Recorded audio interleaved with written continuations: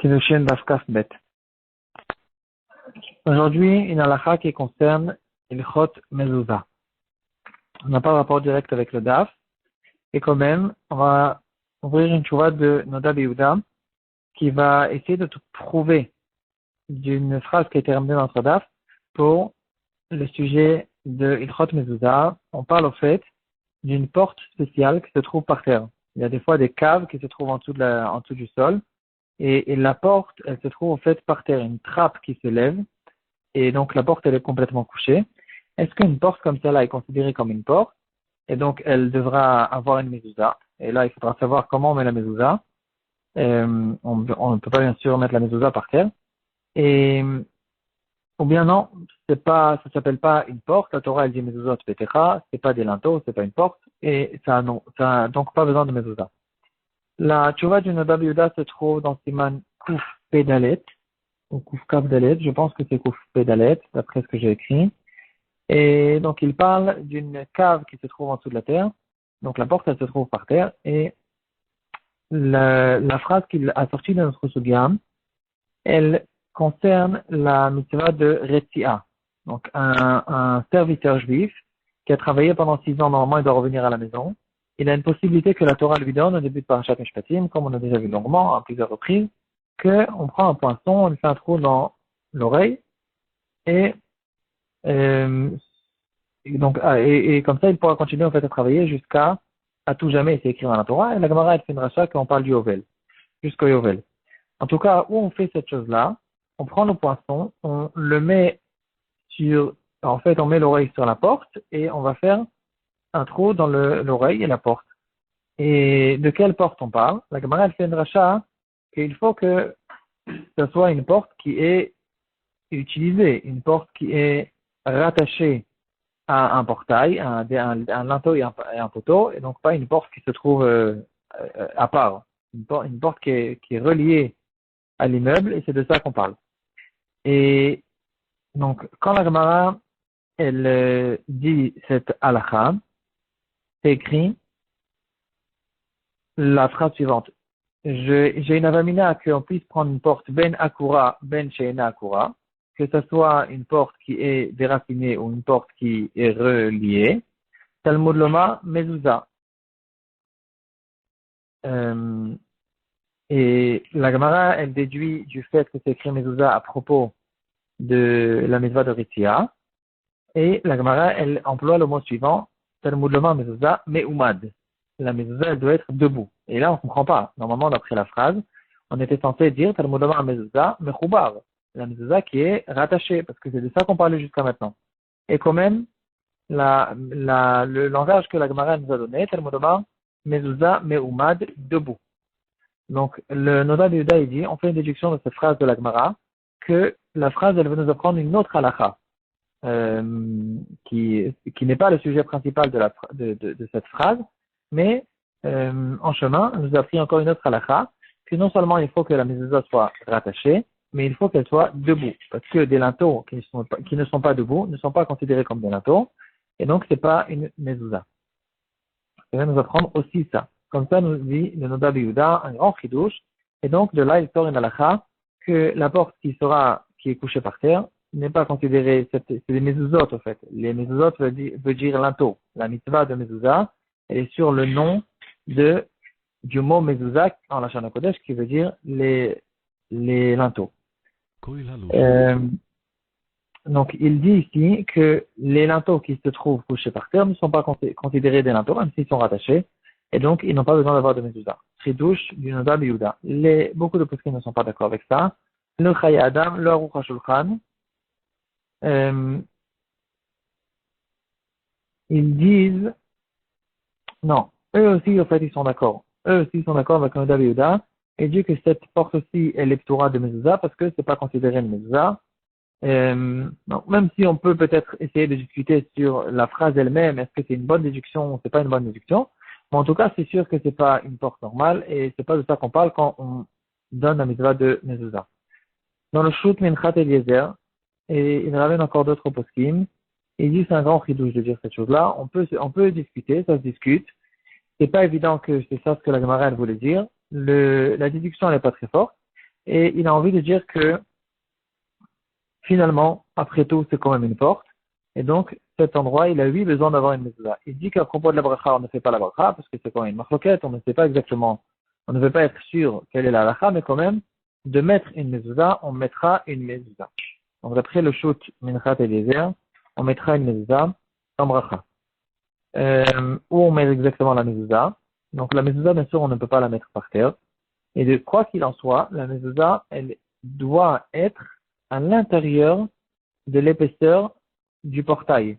Donc ça, c'est quelque chose qu'il faut connaître même dans toutes les portes. Certaines fois, les gens ils ne savent pas, ils mettent la mezuzah à l'extérieur, sur le mur. Même si ça fait encore partie du linteau, c'est encore le bois du linteau.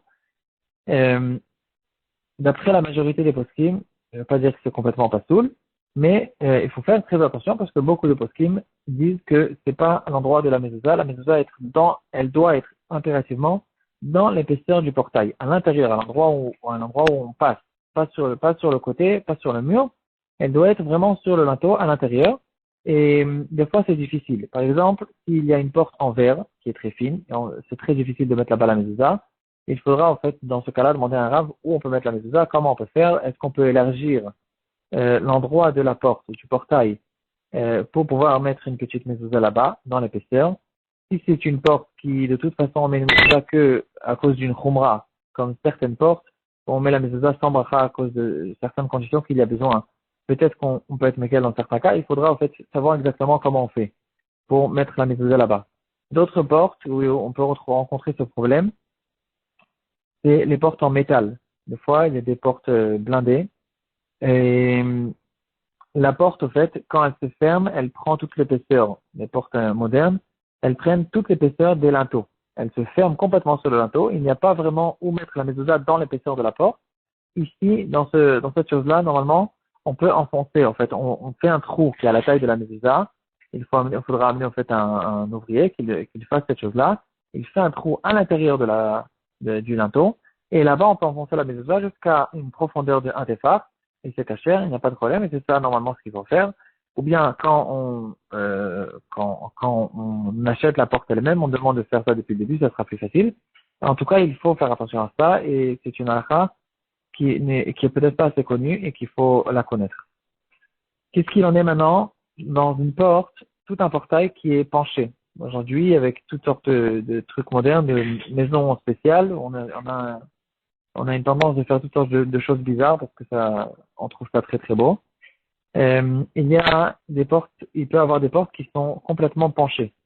Est-ce que là-bas, on a besoin de mettre une mezuzah ou pas? En ce qui concerne Torah Tapetar,